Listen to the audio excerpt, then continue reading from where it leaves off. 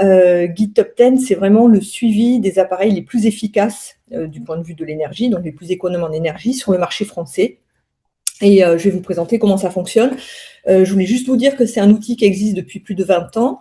On fait partie d'un réseau européen et sur les pays qui font partie du réseau Top 10, chaque site Top 10 observe l'évolution de certaines catégories de produits sur le marché national, donc nous sur le marché français. Par contre, le fait de faire partie d'un réseau européen nous aide à partager notre expertise, à comparer des pays entre eux, ça peut être aussi très intéressant. Et par ailleurs, c'est vraiment un outil de service public, donc on est extrêmement largement soutenu par les pouvoirs publics, donc en France par l'ADEME, et par ailleurs, on participe à des appels d'offres européens. Voilà. Je vais vous présenter donc le guide Top 10, mais avant quelques slides sur le contexte. Les deux premières slides, je les avais présentées aussi pour l'électronique, c'est juste pour bien replacer entre la phase d'usage, donc d'utilisation, et la phase de fabrication. Si vous regardez les deux graphes qui sont présentés, le graphe du haut présente les appareils électroniques, le graphe du bas les appareils électroménagers.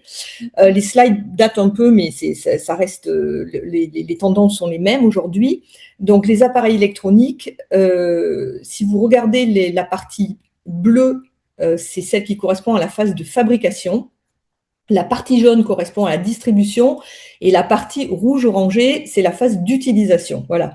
Donc, c'est très clair que pour l'électronique, est beaucoup plus polluant et énergivore à la fabrication. Donc, on est bien sur un enjeu principal qui est de limiter le nombre d'appareils.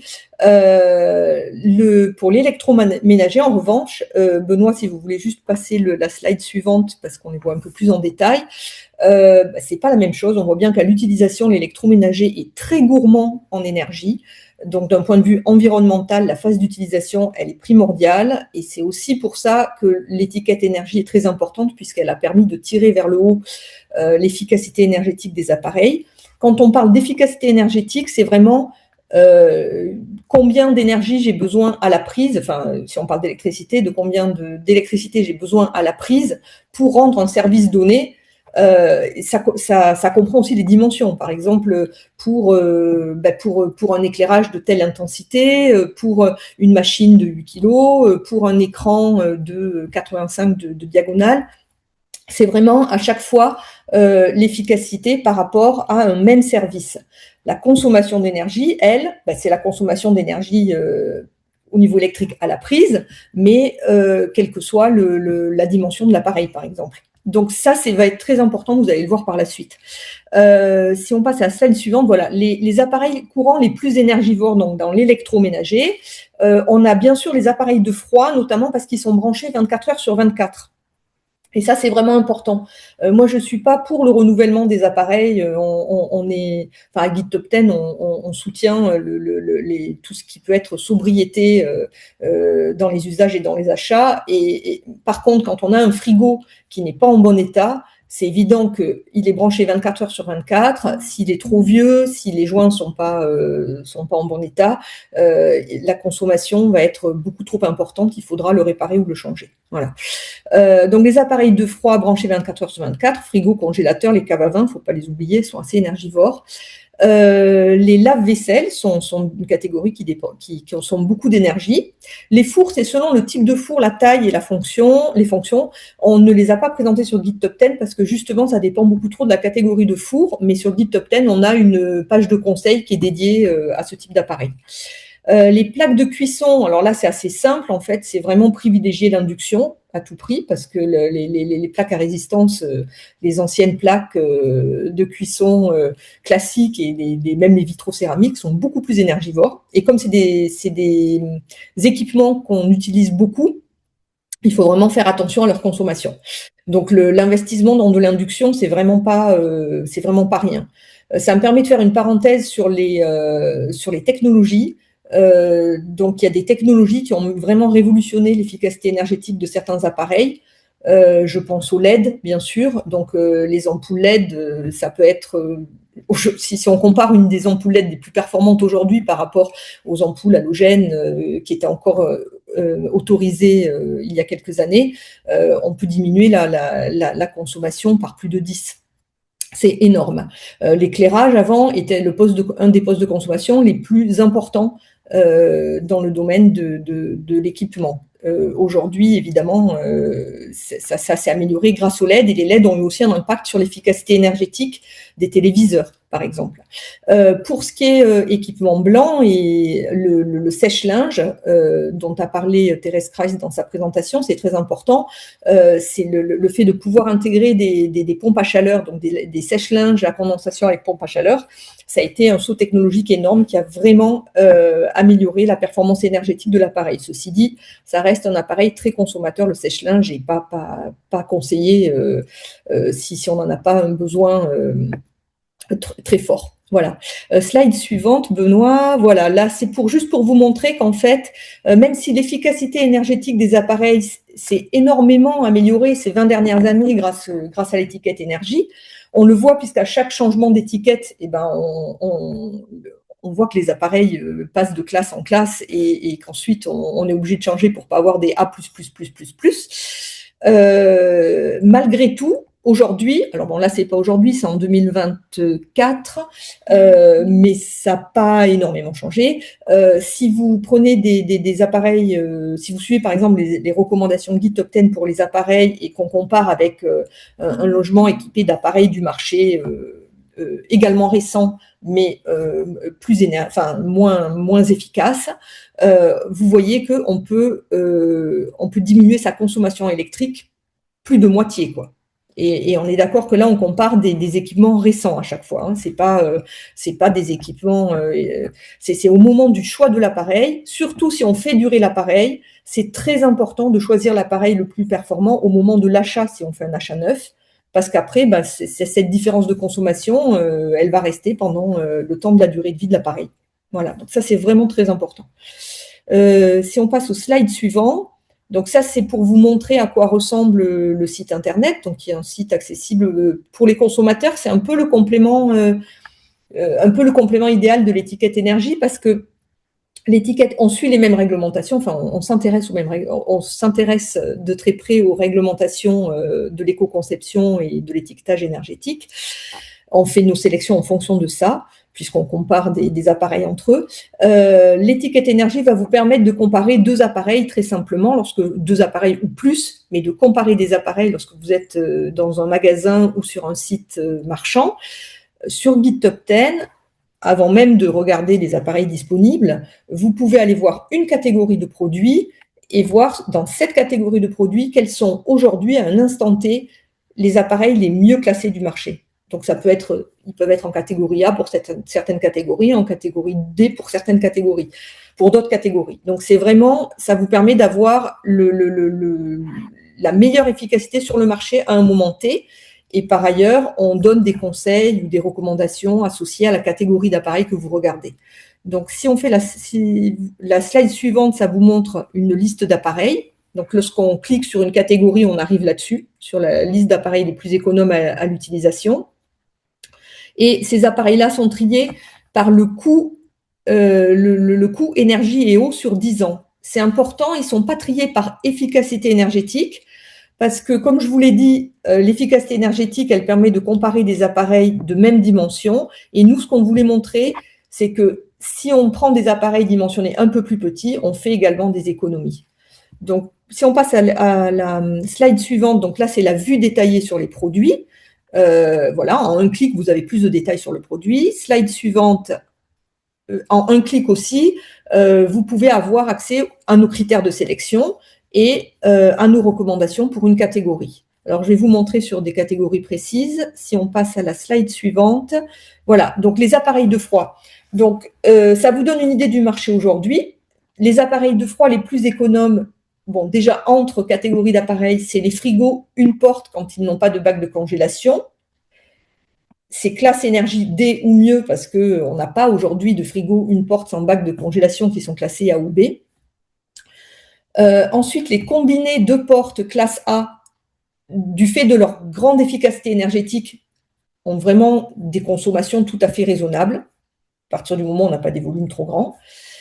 Et si jamais on a besoin d'un congélateur simple, les congélateurs armoires sont mieux classés que les congélateurs coffres. Ils sont plus économes en énergie. Aujourd'hui, ça peut venir simplement de la manière dont les fabricants, du fait que les fabricants mobilisent leurs énergies sur des appareils plus courants, donc les congélateurs armoires. Et aujourd'hui, les congélateurs armoires classés A donc sont les plus économes. Du coup, nous, chez Top 10, dans nos critères de sélection, on a à la fois un critère de capacité, parce que comme on s'adresse à du grand public, on a mis en ligne les appareils qui sont avec des volumes raisonnables, on va dire. Pour les appareils de froid, enfin pour les frigos en l'occurrence, on est sur des classes énergie A, B, C ou D selon le type d'appareil. Donc si vous regardez juste la sélection d'appareils juste en bas, vous voyez qu'au niveau des étiquettes, ça se mélange un peu. On a une étiquette D qui est au-dessus d'une étiquette A, qui est elle-même au-dessus d'une étiquette... bon, et en fait, c'est tout simplement parce que c'est pas le même type d'appareil, c'est pas le même volume. Mais bien sûr, lorsque vous êtes sur une liste d'appareils, là vous voyez qu'il y a 64 éléments, on voit pas bien sûr les éléments du bas, vous pouvez faire en clé de tri n'importe quel l'appareil qui vous intéresse. Et si vous sélectionnez les appareils une porte sans bac de congélation, de manière assez logique, vous aurez les classes énergie les plus performantes en haut. Donc la consommation ah oui, donc ça c'est quelque chose qu'on a mis en place pour certaines catégories pour éviter justement le surdimensionnement. Il nous arrive de mettre des seuils en termes de consommation d'énergie. Parce que si on met uniquement un seuil d'efficacité énergétique, on risque d'avoir les appareils les plus gros, qui vont arriver en tête avec une très bonne efficacité énergétique, sauf qu'ils vont être complètement surdimensionnés par rapport aux besoins du consommateur. Et de fait, ils vont consommer beaucoup plus qu'un appareil plus petit, même s'il est un tout petit peu moins performant. Donc là, en l'occurrence pour les appareils de froid, on ne sélectionne que les appareils de froid dont la consommation d'énergie annuelle sur l'étiquette est inférieure à 250 kWh. Et alors, je vous ai juste mis pour information, parce qu'il faut le savoir, les frigos américains, juste parce qu'ils ont une fonction distributeur de glaçons, ont des consommations d'énergie complètement hallucinantes. Alors évidemment, les 4 portes, en général, comme ils ont des volumes plus grands, sont plus énergivores, mais alors la fonction distributeur de glaçons, il vaut vraiment mieux éviter. Voilà.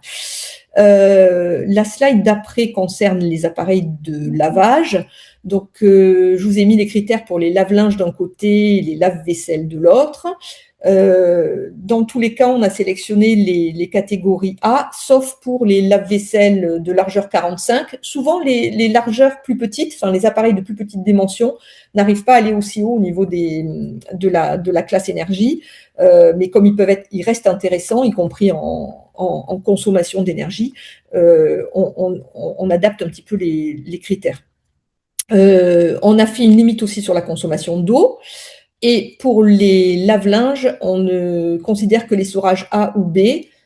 Si on pouvait, on considérerait même que l'essorage A, parce que, et là je fais le lien avec la catégorie suivante, mais juste avant, donc on a évidemment les indices de durabilité pour les lave-linges et de réparabilité pour les sèche-linges. Aujourd'hui, on ne fait pas de sélection sur ces indices, mais on les met bien en avant, et généralement, les appareils sur lesquels il y a eu le plus d'efforts faits par le fabricant en matière d'efficacité énergétique, souvent sont quand même plutôt bien positionnés au niveau de la réparabilité et de la durabilité.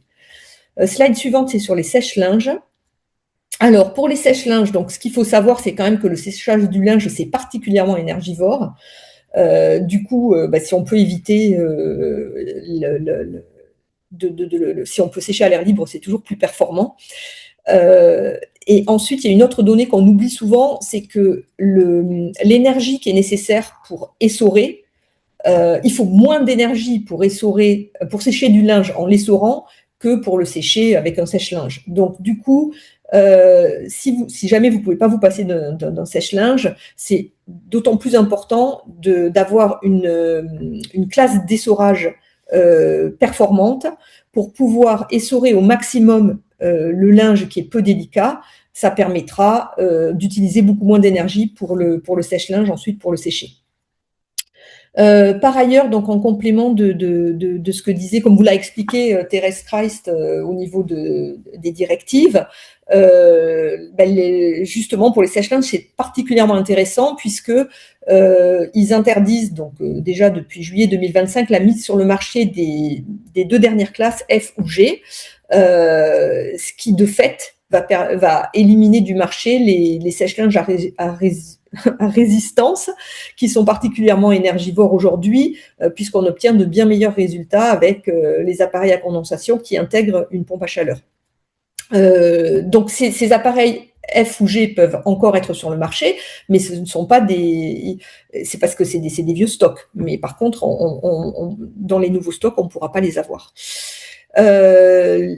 Ceci dit, même si on garde que les sèche-linges à condensation avec pompe à chaleur, le gros avantage, s'il n'y a que ça, c'est qu'il y aura certainement plus de compétition entre les fabricants et qu'on aura, on l'espère, des prix plus attractifs, parce que jusqu'à présent, les sèche-linges avec pompe à chaleur étaient quand même très chers. Simplement, même parmi ces sèche-linges à condensation avec pompe à chaleur, les différences sont très importantes.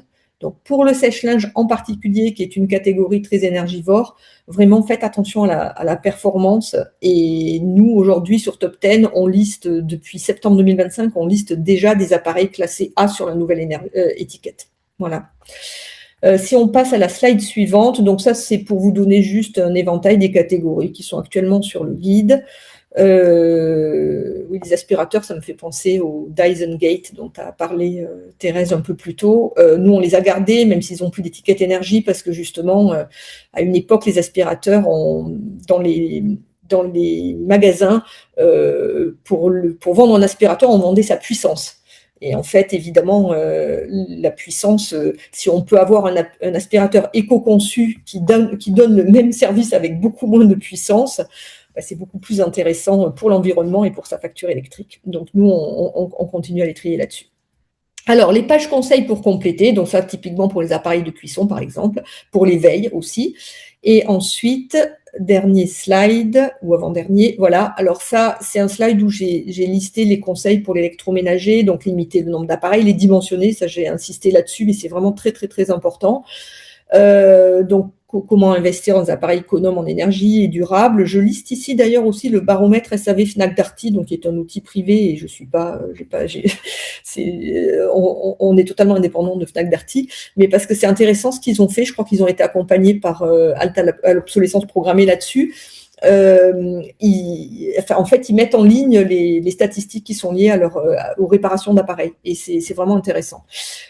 Sinon, bien sûr, privilégier la location, le seconde main ou le reconditionnement si l'appareil est économe en énergie, évidemment. Ou alors, si le besoin est très occasionnel, ça peut être pas mal de récupérer, si on récupère un appareil, un sèche-linge typiquement qu'on utilise très peu parce que c'est pas notre résidence principale ou autre, pourquoi pas.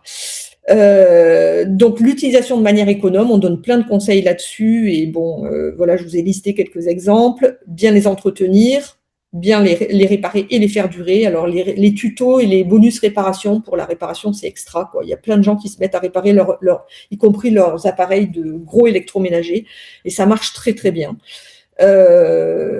Et puis ensuite, juste, oui, faites attention. Vous pouvez aussi vous engager pour les électricités renouvelables et citoyennes et prendre un contrat label Vert Volt au niveau de votre fournisseur d'énergie, c'est toujours mieux. Le dernier slide, c'est des outils et aides publiques. Donc la plupart, je vous en ai déjà parlé. Voilà. Je vous remercie pour votre attention.